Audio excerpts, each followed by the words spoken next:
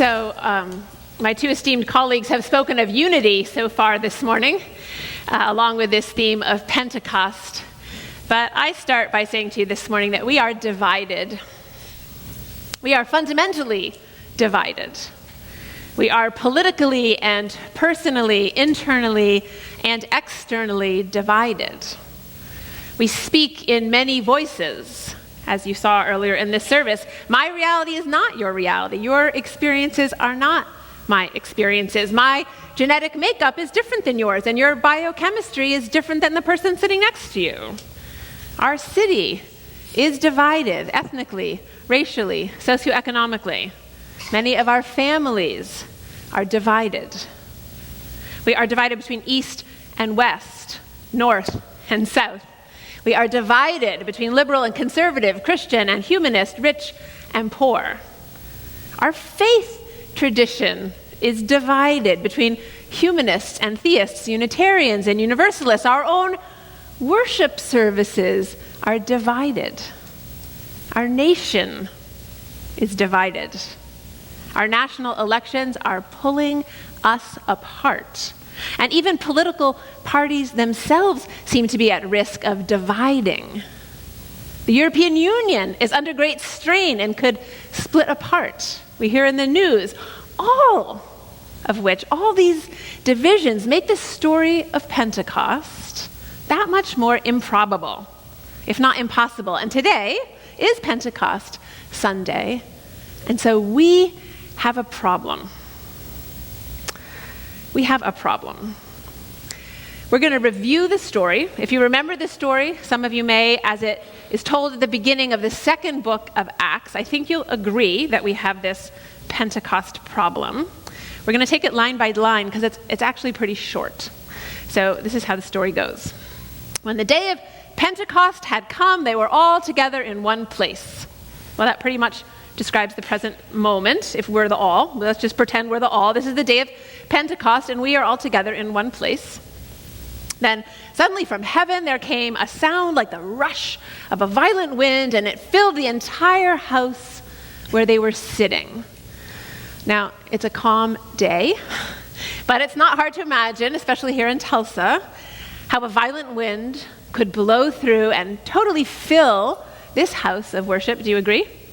In fact, I have a large, actually looks like a trunk. It's actually a branch from an old pecan tree in my backyard, still lying on the ground from the last time a violent wind blew through Tulsa.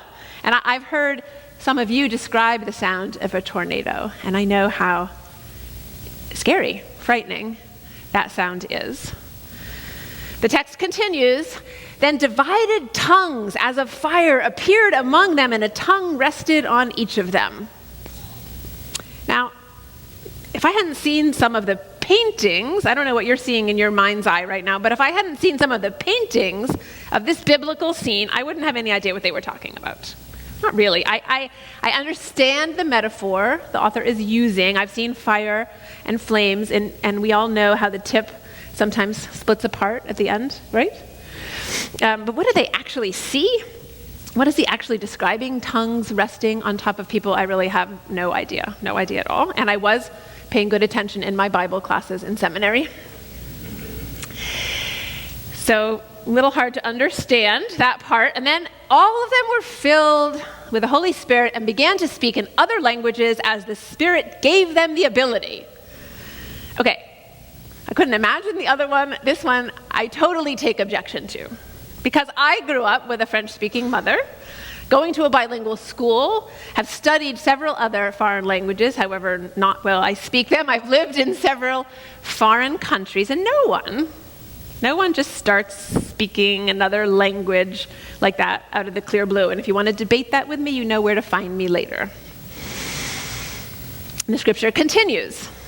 Now, there were devout Jews from every nation under heaven living in Jerusalem, which is another pretty good description of us. Just if we translate a little bit. The Jews were one community, but they were many communities, just like we're one community, but we contain many communities within this one community, as Marlon was just speaking about. And even back then, in the very, very early Christian communities, there were Christian Jews and Jewish Christians. They were divided right from the beginning. We were raised in different religious traditions, different families, different parts of the country, different towns in Oklahoma. There are many things that divide us even within this one community. Then, next, at this sound of different languages suddenly being spoken, the crowd gathered and was bewildered because each one heard them speaking in the native language of each. Amazed and astonished, they asked, "Are not all these who are speaking Galileans? And how is it that we hear each of us in our own native language?" So it's like if right now I could just start speaking Chinese, and if you knew it, you would understand me in your native language.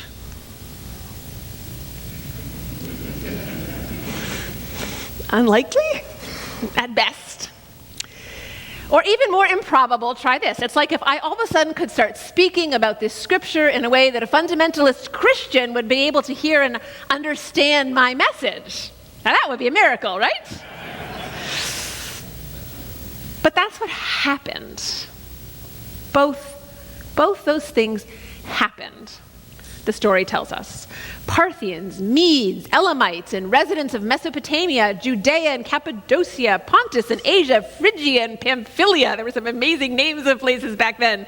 Egypt and the parts of Libya belonging to Cyrene, and visitors from Rome, both Jews and proselytes, Cretans and Arabs. In our own languages, we hear them speaking about God's deeds of power. So like North and South Koreans would understand each other. Trump and Bernie followers would be able to hear each other. Bernie and Clinton backers too. Can you imagine? Can you imagine? Climate change deniers and activists would be able to communicate to create shared understanding. Pro-life and pro-choice activists would be able to hear and understand each other's values and needs, the things that lie below the surface of their positions and interests. The text continues, all were amazed and perplexed. We would be amazed and perplexed if those things happened, saying to one another, "What does this mean?" You're not kidding me, they were amazed and perplexed. How about skeptical and disbelieving?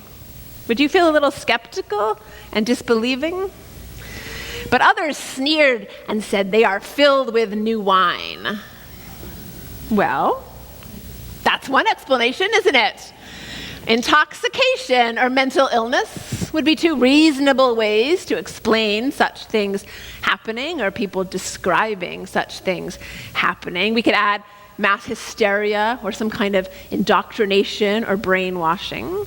We've seen those events in history. We still see them today, those situations when people finally see the light, and things usually end in violence, self or other inflicted. Think Waco, Texas, or 9/11. So why would anyone want to speak in tongues, lose control, and open themselves up to being used by becoming so vulnerable, knowing that we can be used for evil as well as for good? But today is Pentecost, and we have a problem. Because I minister to Pentecostalists or neo-Pentecostalists. We are in religious community, as we've heard this morning, with neo-Pentecostalists or uni-Pentecostalists, or as our student minister, I think this is my favorite one, Dave Randy Lewis used to say, Unibapticostalists. Say that 3 times quickly. We are also together in community with humanists and Jews, agnostics and atheists, with Buddhists, people who focus on earth-centered practices, and inclusionists with Quakers and political shakers, and so much more. Did I mention Universalists and Unitarians? We still have some of those around. So I kept thinking about this improbable, problematic story, and I started stepping back to get some perspective. And remember that Pentecost comes 50 days after Easter, just as Shavuot comes 50 days after Passover. This is one of those beautiful and challenging times of year when Judaism and Christianity, instead of being divided, they dovetail and they intersect. Their boundaries and their borders push up against each other and overlap. Kind of like colors in the rainbow is the way I like to think about it, creating something new, a new color or a new understanding. Both sets of border holy days use the same pattern or map. Their stories are similar.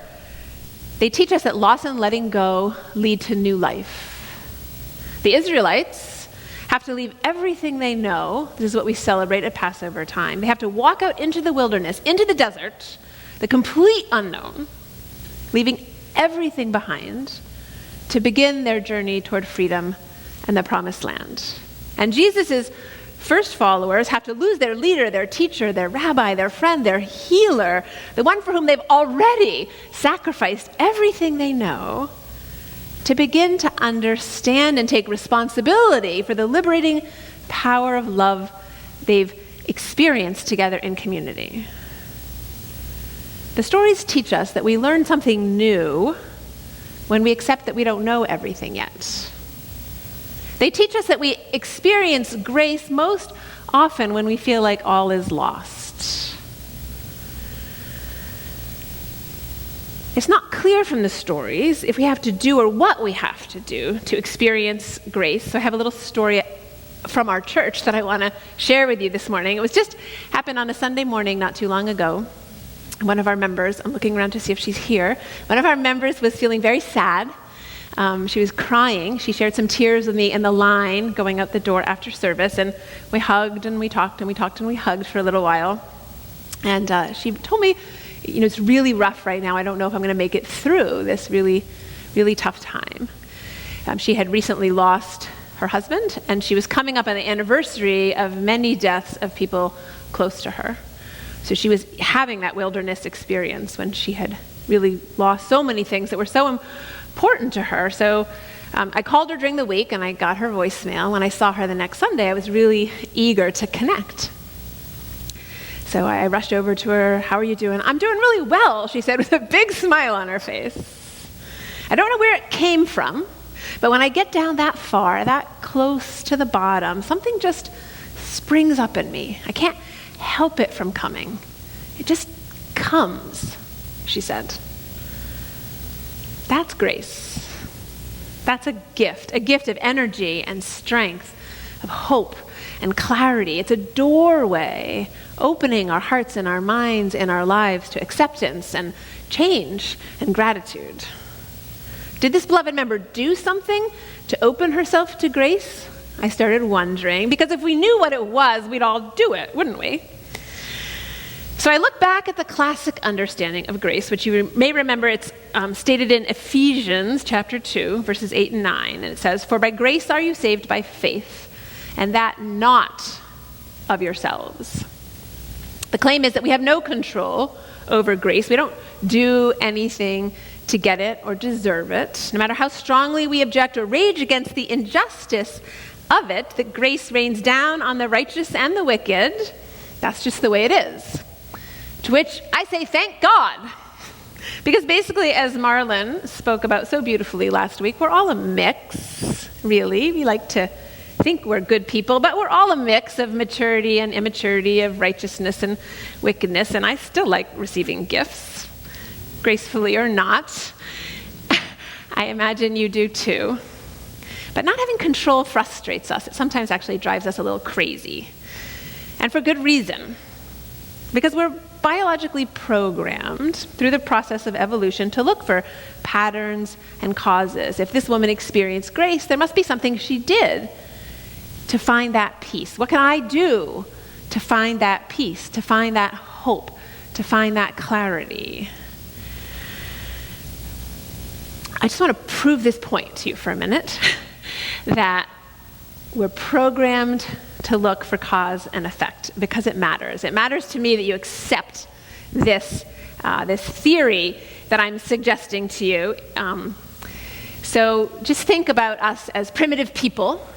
If you were out in the wilderness, it would benefit you, right? You would do better at survival if you notice, well, night after night after night, the lions sleep over here, so I'm going to sleep over here. That make sense?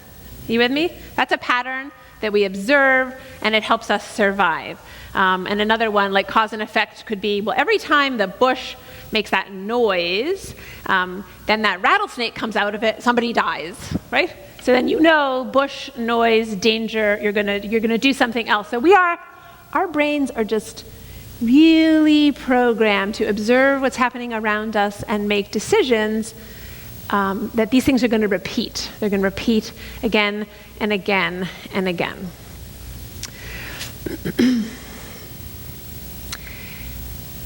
And because of that, sometimes we miss gifts that are available to us because we misread the signs and the symbols. We misread the cues. We assume the same thing will happen. So it's important to understand how we decide what we believe. How we decide what we believe.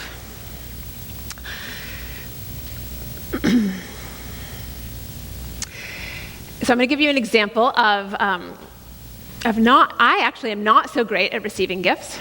Not so great at receiving gifts. I used to be very, very shy, and I still think that I'm shy. So I don't always behave gracefully or gratefully when somebody gives me a gift, especially when they do it in public. I haven't let go of those ways of thinking about myself, right? And I don't allow grace. So things that happened to me maybe when I was young, people are going to make fun of me in public, they've become walls or obstacles, ways that I don't receive gifts in my life. And where I'm coming around to is that this problem of Pentecost, there's a distrust that I've carried with me of the gifts of Pentecost and the style of religion of people that we are in community with here now at All Souls. And it's not a big surprise that my distrust comes really naturally from my culture and my upbringing and my own psychology. I just told you I was shy, so in a Pentecostal service, there's lots of expression of emotion and feeling, which makes me uncomfortable. I was taught and learned to mistrust and be skeptical about big displays of emotion, even at rock concerts. My sister is a teetotaler, doesn't drink any alcohol. In my family, it's normal to stay subdued. In the culture I was brought up in, everything in moderation is something my mother used to say. And in fact, you could argue that the Unitarian tradition in the United States actually grew in opposition to religions that relied on just that kind of public display or emotionalism. Some of you may have even chosen this church community because it represents a resistance to what looks like irrationalism. And we see a lot of that irrationalism around us in the state of Oklahoma. When you said earlier, George, let's go to our legislator and ask that we support education, right? Not supporting education seems irrational to us, and we know some of those ideas are influenced by religious beliefs. But still, just like this is a border holiday, these are border holy days, we are people who live on the border. We relish the gifts that emerge from the overlapping borders between theologies and philosophy, psychology and science, study and contemplation. And we are not as rational as we think we are. In fact, what I discovered is that we believe first and we think later. Just remember how gullible you are as a child. It actually takes energy and thought to doubt. And we naturally, like that little baby, trust. And I found this amazing study that shows that even what we perceive deceives us. I just want to give you a couple examples from this article in the Scientific American. Baseball players actually perceive the baseball, to be smaller than it actually is when they're not hitting so well, right? So their inner state affects what they see. The objective size doesn't change, but they see it differently. And if a person is tired, or they're wearing a heavy backpack, or they're not feeling well, they'll see that they'll perceive the hill as looking more steep than it actually is. So what we see is not actually what is. Beliefs rely on perception, but since perception is less than accurate, we have a lot less control over what we believe and what we don't believe than we used to think. In fact, the studies suggest that we don't actually carefully weigh the evidence and then decide to believe what we believe. The order is reversed. We decide what we believe, and then we come up with the facts to support our position. We are not really rational beings. We are all influenced by these invisible forces beyond our control, biological, right, from evolution, psychological, perception, the way we perceive things. We're all influenced by that, and they change how we see reality and what we think about reality. It takes time and practice to learn not to believe. Psychologist Peter Halligan puts it this way: if I'm totally honest, I don't really choose my beliefs. I discovered I have them. They're not based on rational thinking. I sometimes reflect on them, but I struggle to look back and say, what was the genesis of this belief? Another way of saying this is that our moral positions actually guide our beliefs about the facts. It's kind of terrifying. It applies to liberals and conservatives, everybody. Our moral positions come not from rational thought, but from rapid and intuitive feelings. This doesn't feel quite right, we say, which is why people who are for capital punishment say it deters crime and rarely leads to the execution of innocent people, and opponents say exactly the opposite thing. It's how they feel about it that determines what they think about it. It's how we're made. It's how we're made. And it gets in the way of our lives. It gets in the way of our political discourse, and it gets in the way of our personal lives. And I don't have time probably to tell you both stories I want to tell you. I just tell you quickly about a story that happened when I was back east, so you see the application to your personal lives. I visited a friend, a really good friend, and she was in a conflict. There were walls dividing her from her father and her stepmother. Their relationship hadn't been a good one for many years. And when she was telling me about the story, I could just feel how sad she was. Her dad is getting much older and is closer to death, and so they were working really hard on the relationship. She was really excited because she was beginning to see him more often for lunch, but somehow that closeness threatened the stepmother again, brought back all the old patterned ways and habits of thinking and feeling, and so she pushed my friend Sarah back out of their lives. And I could see that my friend had no hope for clarity or change or possibility of that family becoming a loving family, one family, a united family, before her father died. And so I asked her just one question. I didn't want to challenge her too forcefully, but I asked her just one question. Would you rather be right or be in relationship? Would you rather be right or be in relationship?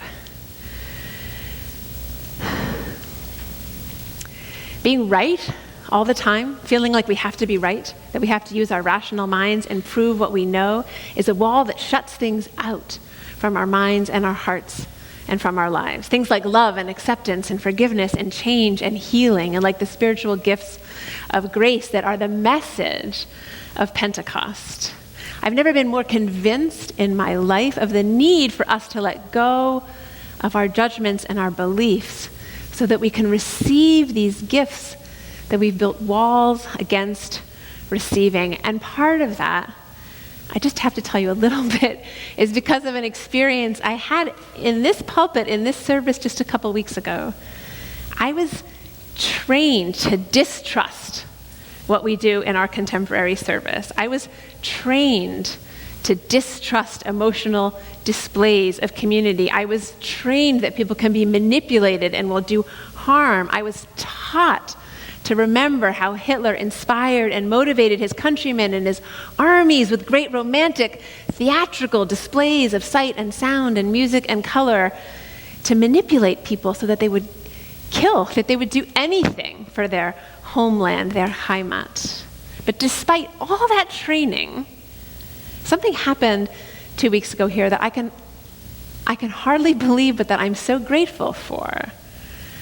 I felt supported and loved by the people in that service and the music in that service in such a way that I let go of all this conditioning and these patterns and these habits and these predictions and logic and reason. I let go of it. It didn't seem to matter anymore. And I actually acted as if I believe what we preach and teach in this community, which is that we're all loved beyond belief. We don't have to do anything to deserve it. I actually acted as if I was truly loved unconditionally, as if I didn't have to do anything to deserve the blessings I've received in my life. And I let go of my guilt and my shame. I let go of comparing myself to other people. I let go of worrying whether or not you love me or like me or approve of me. And you know what happened? You know what happened? I felt the presence of a love so huge that I can still feel it now. It was a love that was inexhaustible. There is so much love. Every person on this planet, we could just draw on it all the time, and there would be enough left over for another planet full of people. And I wasn't mentally ill or intoxicated, as people might have seemed, or we think they were when we read about Pentecost. It was healing. We know that healing happens in therapeutic relationships because of the deep acceptance we receive from our therapists and counselors. Somehow I stood in the presence of a love so large and limitless, I experienced myself as enough in that moment, maybe for the first time in my life since adolescence. So I believe in the promise of Pentecost now, and I hope you'll give it a chance in your lives. I believe that we can actually speak our own languages and be understood by someone who speaks another language, because that's what happened to me. I was listening to the language of praise in Christian words, and I received it in the language of health and healing and wholeness. My mind never stopped reasoning. I was awake and aware, choosing and deciding. And all that can happen because we have hearts, not just minds. We experience compassion, not just comparing and habitual patterns of thinking what causes this or that, because we are saved by works and by grace, not by one or the other. The old debate, that endless debate, thousands of years of debate, is dead. We know we need reason and emotion, thinking and feeling, will and grace to be whole human beings. So if you don't want to be divided anymore internally in your families, in your communities, because it hurts and it's dangerous, one way to move in the direction of oneness this week is to stop trying to be right. Your beliefs aren't based on fact and reason anyway. They're really based on gut feelings anyway, gut feelings that rise up from deep within you. So if you want to know what it feels like to be less divided, try being wrong this week. Try being wrong. You may be surprised what becomes possible in your life and just how right it feels. Amen.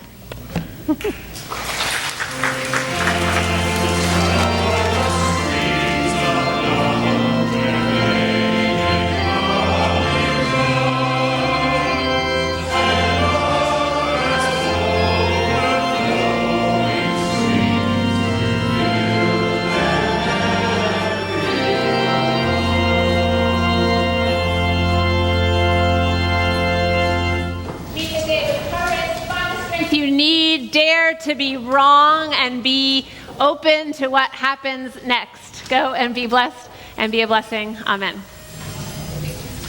Every